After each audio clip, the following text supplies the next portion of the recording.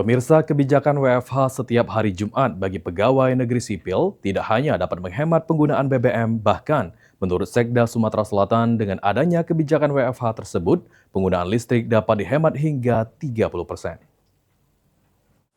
Kebijakan WFH dari pemerintah pusat untuk pegawai negeri sipil pada hari Jumat berdampak positif bagi pemerintah Provinsi Sumatera Selatan, lantaran dapat penghematan penggunaan BBM bagi kendaraan dinas hampir 40%. Sekretaris Daerah Provinsi Sumatera Selatan, Edward Chandra, mengatakan, selain penghematan BBM, kebijakan WFH juga dapat menghemat penggunaan listrik kantor dinas hingga 30%.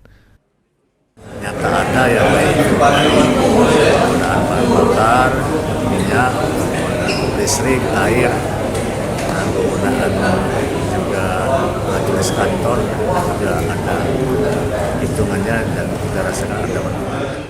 Meski di tengah kebijakan WFH, namun tidak mengganggu pelayanan publik kepada masyarakat di Sumatera Selatan. Eki Saputra, PAL TV.